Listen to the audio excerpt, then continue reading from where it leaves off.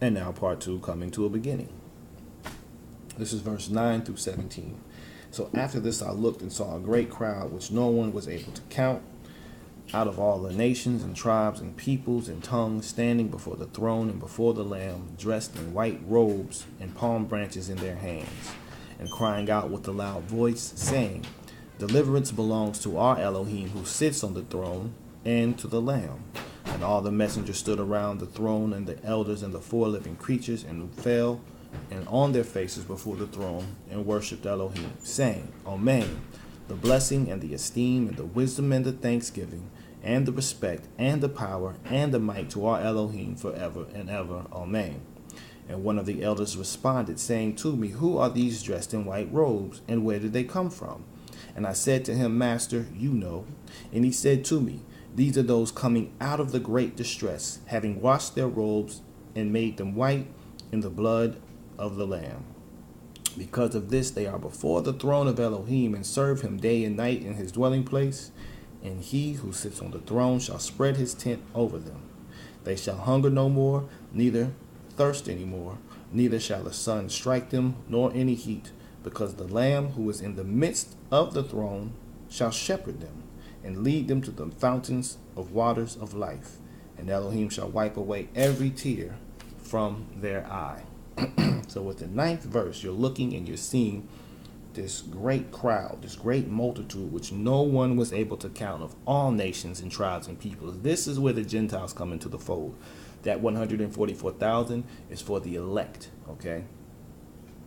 I also want you all to know that these are dealing with the feast days, okay? Because the palm branches that they're carrying in their hand, and we'll get to that shortly, relate specifically to one of the feast days that are very important to the children of Israel in their observance, which lets you know again that this is a matter of being sealed by carrying out the commandments of the Father. Okay, this is what you know is the ingathering feast. Okay, so let's look at this great multitude first. We're going to look at 2nd Ezra. We're going to go to the 13th chapter. We're going to read verses 1 through 4 initially. And then we're going to come back and read verses 12 and 13. And then verse 39 and 42. So this is first Ezra, 2nd Ezra, chapter 13, verse 1 through 4. It says, After 7 days I dreamed a dream in the night, and behold, a wind arose from the sea. There's a wind again. And stirred up all its waves. Okay, so this is like in Genesis 1 verse 2. This wind was over the waters, stirring it up and creating something, bringing something forth. And I looked, and behold, the wind made something like the figure of a man come up out of the heart of the sea. Okay, now when you read waters and sea, this is related to people.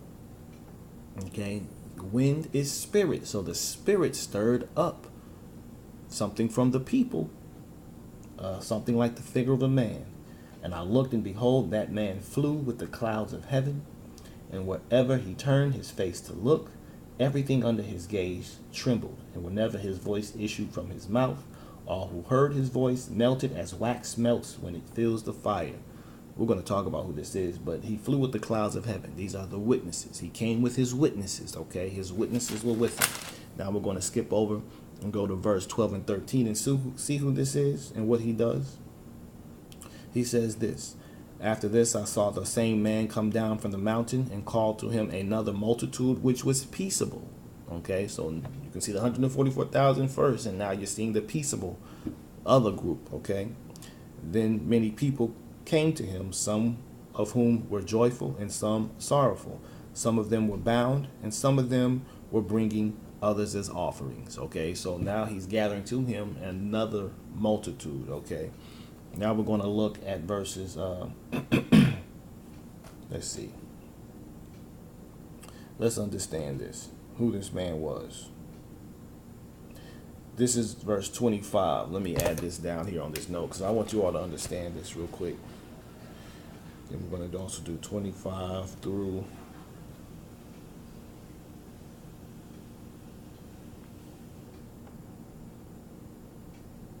26. We'll do 25 through 26 so you can understand this. This is the interpretation of the vision. As for you are seeing a man come up from the heart of the sea. This is he whom the Most High has been keeping for many ages, who will himself deliver his creation, and he will direct those who are left. So this is his son. This is Mashiach, okay? That is clear with that. So he talks about what he did as far as, okay, then we're going to go to 32, and then we're going to read 32 through 42. It reads as follows. It says, and when these things come to pass, and the signs occur which I showed you before, then my son will be revealed, whom you saw as a man coming up from the sea.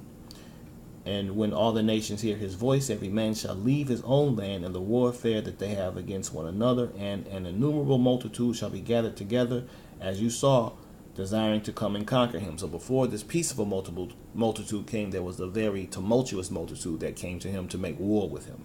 Okay, but he will stand on the top of Mount Zion, and Zion will come and be made manifest to all people, prepared and built, as you saw the mountain carved out without hands. Same language Daniel spoke. Okay, mountain carved without hands, which is the government of Mount Zion, the holy city. Okay, and my son will reprove the assembled nations for their ungodliness. This was symbolized by the storm, and will reproach them to their face with their evil thoughts and the torments with which they are to be tortured, which are symbolized by the flames, and will destroy them without effort by the law, ha-Torah, which was symbolized by the fire. And as for your seeing him gather to himself another multitude that was peaceable, these are the 10 tribes which were led away from their own land into the captivity in the days of King Hoshea, whom Salmanaser, the king of the Assyrians, led captive.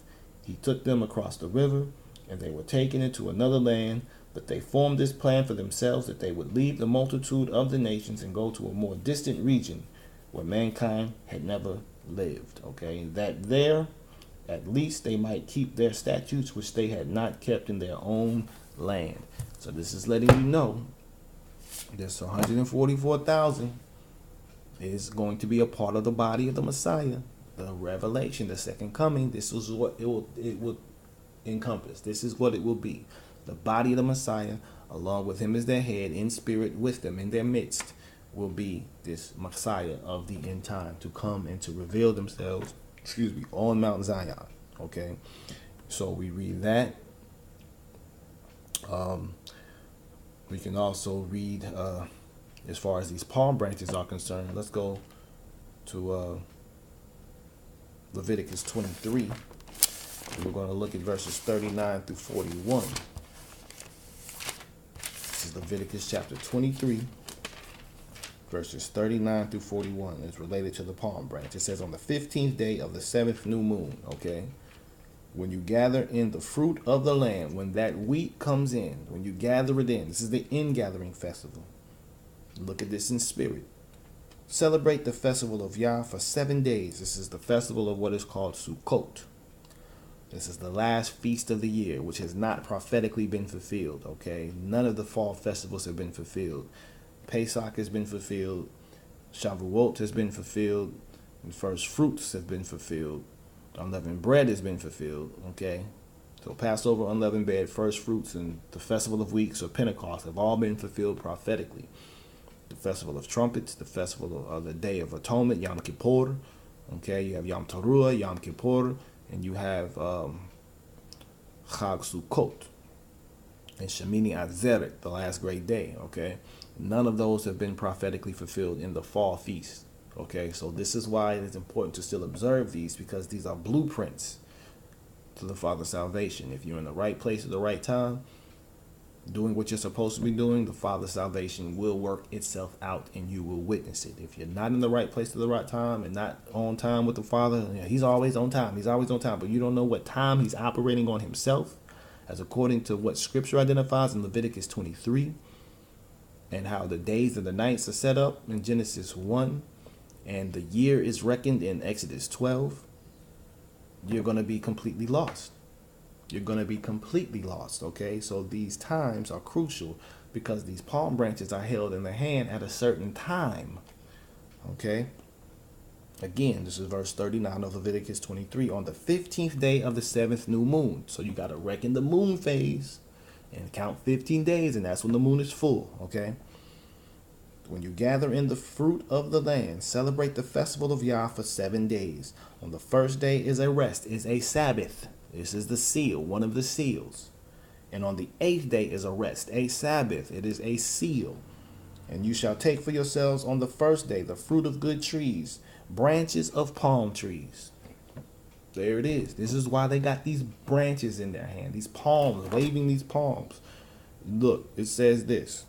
Verse 9, I'm going to go back to Revelation 7, verse 9. After this I looked and saw a great crowd, which no one was able to count, out of all the nations, tribes, and peoples and tongues, standing before the throne and before the Lamb, dressed in white robes and palm branches in their hand.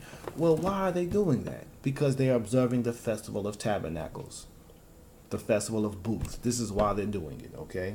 You shall take for yourselves on the first day the tree of good trees, branches of palm trees, twigs of leafy trees, and willows of the stream, and shall rejoice before Yah, your Elohim, for 7 days.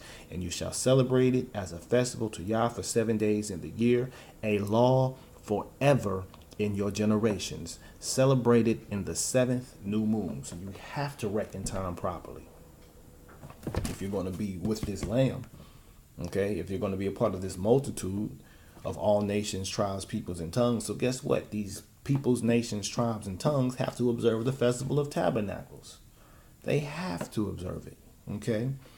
They have to have these branches in their hand. This is why we practice in doing this. This is why we shake it to the four corners of the earth. Okay? This is why we do that when we have the branches in our hand and we observe this matter. Okay? So we're going to kind of skip down through much of this here because we're seeing these praises being given, okay? This is what we're going to do in Psalm 84 and read verse 4. This is going to capture verses 10 pretty much through 13, 10 through 12, okay? We're going to look at Psalm 84 and verse 4. Because what are they doing? Why are they doing all this, okay? It says, blessed are those who dwell in your house.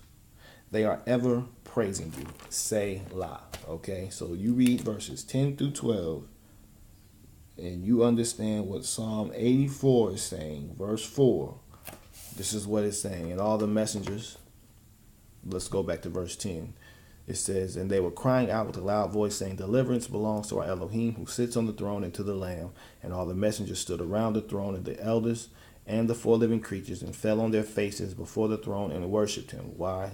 They're praising him, saying, amen, the blessing and the esteem and the wisdom and the thanksgiving and the respect and the power and the might to our Elohim forever and ever. Amen. So now they're giving praises. They're in his house. They're like, man, Father, there's none greater than you. You delivered us from all this madness, and now we can do nothing but praise you. And plus you have us in your house. We're in your house now, Abba. We are on Zion. We are in Zion. We are Zion, as a matter of fact, now. So this is what this is all talking about. Verse 13 comes around, and you're going to see a very interesting matter, because what is taking place is this elder, one of the elders, was like, who are these dressed in white robes, and where did they come from? And of course, Yachanan replies, Master, you know. And he said to me, these are those coming out of the great distress, having washed their robes and made them white in the blood of the Lamb. We're going to do a couple of things. That's verse 14.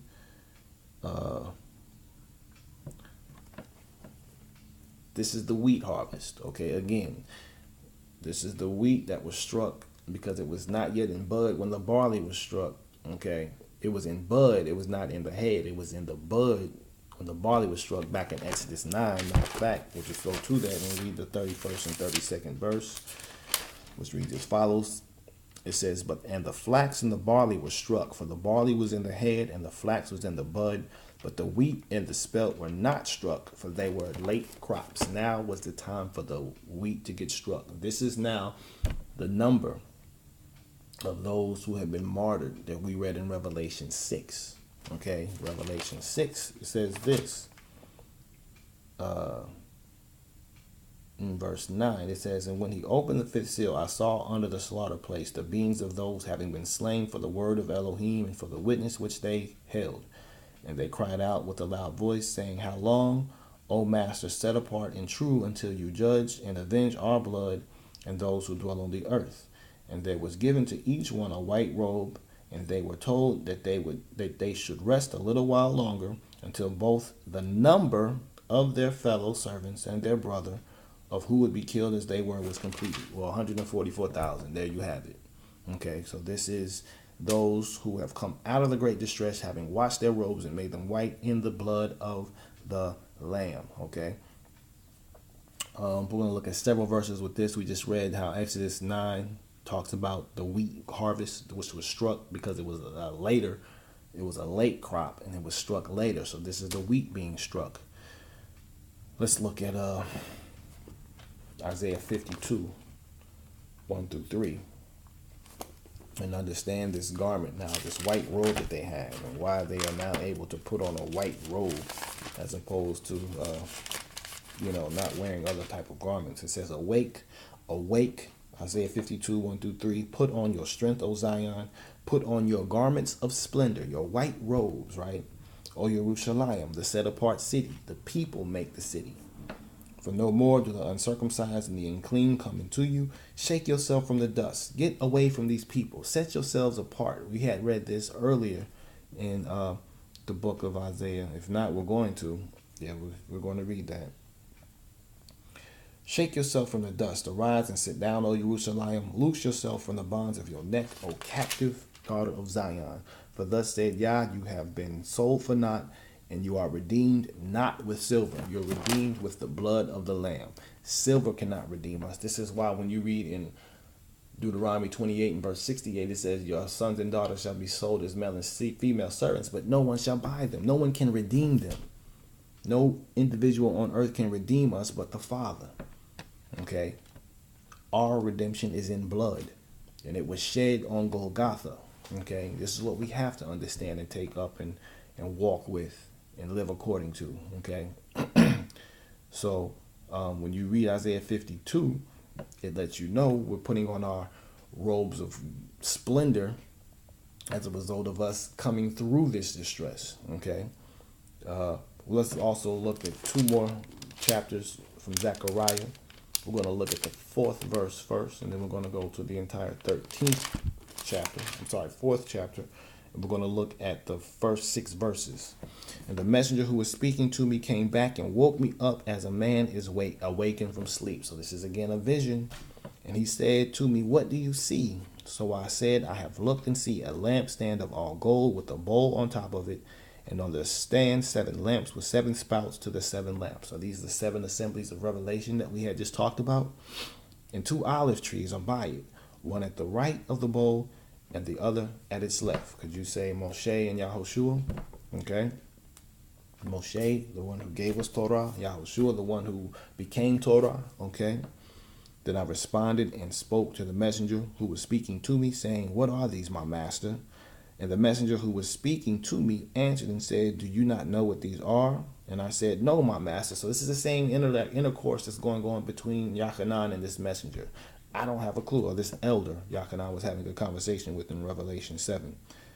And he answered and said to me, this is the word of Yah to Zerubbabel. Okay, not by might nor by power, but by my spirit, said Yah of hosts. So this is what this is also coming down to. The only way we have to overcome and get through this distress is not by might, is not by power, but through Yah's spirit. Okay, it's the same principle, same order. So the way that we will be able to put on these robes is through the spirit of Yah. Okay, and you can also attribute that to the 7 spirits that are before the throne that we read in Isaiah 11. Go look those up. Now we're going to look at Zechariah 13. We're going to read this in its entirety. No, not yet. That's going to be for something else. No, we'll come to that. It says, in that day, a fountain shall be opened for the house of David and for the inhabitants of Jerusalem for sin and for uncleanness. Cleanse yourself. Okay. And it shall be in that day, declares Yah of hosts, that I cut off the names of the idols of the earth. This is what all this distress is for, to remove this stuff from the earth. And they shall be remembered no more, and I shall also remove the prophets and the unclean spirit from the earth. And it shall be, when one prophesies again, that his mother and father, who brought him forth, shall say to him, you shall not to live. because you have spoken falsehood in the name of Yah. And his father and mother who brought him forth shall pierce him through when he prophesies. Why? Because there will be no error or falsehood in the land anymore. He's cleansing the land of this matter. And it shall be in that day that the prophet shall be ashamed, every one of his vision when he prophesies, and not put on a hairy robe on in order to deceive, but shall say, I am no prophet, I am a farmer, for a man sold me as a slave in my youth. This is who we are. Okay, I'm not a prophet. I'm just a farmer. We're going to go back to this land and take care of the land. But a man sold me as a slave in my youth, and I had been so far removed from this land that I had no chance to get back to this land. But now that I'm back, all I'm doing is serving my father just like you and taking care of this land like I was told to do way, way back long ago in Eden. Okay, when I first got kicked out this land for being sold into sin and into slavery and into exile. I was exiled because of my disobedience. I was rebellious. But now because we're not rebellious anymore, we don't need prophets. All we need is servants. All we need are faithful servants to take and tend the land. Okay? And one shall say to him, what are these wounds in your hands? Speaking to Mashiach. And he shall say, because I was struck at home by those who love me. O sword, awake against my shepherd, against the man who is my companion, declares Yah of hosts. Strike the shepherd, and let the sheep be scattered. 4 winds. But I shall turn my hand upon the little ones, and it shall be throughout all the soil, declares Yah, that 2/3 therein are cut off and die, and 1/3 is left therein. And I shall bring the third into fire. This is what we're reading in Revelation 7. Those who have come through the distress. I shall bring that third into fire, and refine them as silver is refined, and try them as gold is tried. They shall call on my name, and I shall answer them. I shall say, this is my people, while they say, Yah is my Elohim. This is what we're reading. These are those coming out of the distress, having washed their robes and made them white in the blood of the Lamb. Okay? This is to remove all falsehood, all idolatry, all sin and uncleanness, to cut it off and have no more of it in the land. No more unrighteousness, no more crookedness, no more injustice, no more corruption, no more bribes, no more whoring, no more filthiness. Just purity, just righteousness, the way the Father intended for creation to be. And it is going to come through his people. Okay, this is not magic. This is not going to be as a matter of like, oh, it's just coming from heaven and that. No, we're going to exude this. We're going to become this, and the earth will become that. Okay, so we read in the 15th verse, being before the throne day and night. I have something else. Let me see something real quick. I have something marked in my book. It says Matthew 24:13. Let me see what this is talking about.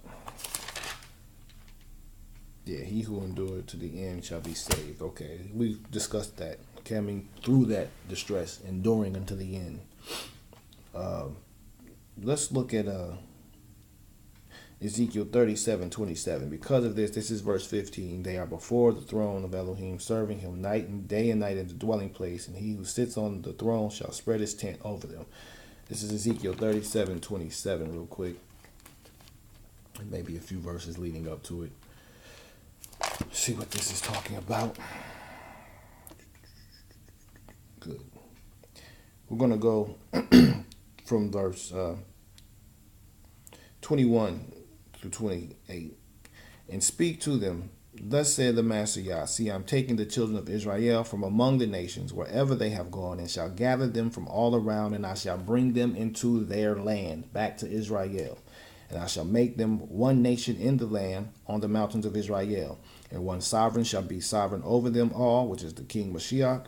And let them no longer be 2 nations, and let them no longer be divided into 2 reigns. And they shall no longer defile themselves with their idols. Okay, we had just talked about the removing of this, nor with their disgusting matters, nor with any of their transgressions. This is why no prophet is needed, because everyone is going to be taught completely in the Most High. And I shall save them from all their dwelling places in which they have sinned, and I shall cleanse them, and they shall be my people, and I be their Elohim, while David, my servant, is sovereign over them, King Mashiach. And they shall all have one shepherd, and walk in my right rulings, and guard my laws, and shall do them. And they shall dwell in the land that I have given to Yaakov my servant, where your fathers dwelt, Israel. And they shall dwell in it, they and their children and their children's children forever. And my servant David be their prince forever. And I shall make a covenant of peace with them. An everlasting covenant is with them. And I shall place them and increase them, and shall place my set apart place in their midst forever. This is where he's seeing him dwelling in the midst of them. And my dwelling place shall be over them. And I shall be their Elohim, and they shall be my people. And the nations shall know that I, Yah, am setting Israel apart, when my set apart place is in their midst forever. It says this in Revelation 7:15. Because of this they serve, they are before the throne of Elohim, and serve him day and night in his dwelling place. And he who sits on the throne shall spread his tent over them. This is like the firmament that you see back in Genesis, okay? He's stretching and spreading it. That's what the expanse means, to stretch out, to expand over them, okay? His dwelling place, his tent. This is the protection that he is promising them, okay? Now, verse 16 discusses a quote from Isaiah 49, where they shall no more hunger, neither shall they thirst anymore, neither shall the sun strike them, nor any heat. So let's go ahead and look at Isaiah 49 right quick. It starts in verse 10. We're going to read up until verse 13.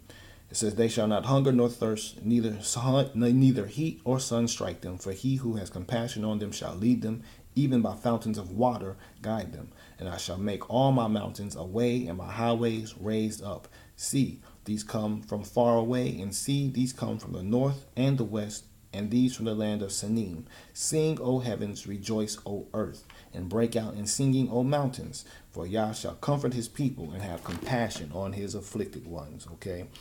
Now, the reason that we're singing and rejoicing is because the Lamb who is in the midst of the throne shall shepherd them. Okay, this is the Lamb who had received the victory through obedience unto death. Okay, he shall shepherd them and lead them to the fountains of living life, lead them to fountains of waters of life, and Elohim shall wipe away every tear from their eyes. So we're going to look right now at this shepherd. Okay. We're going to look at Ezekiel 34 and a couple of verses in that.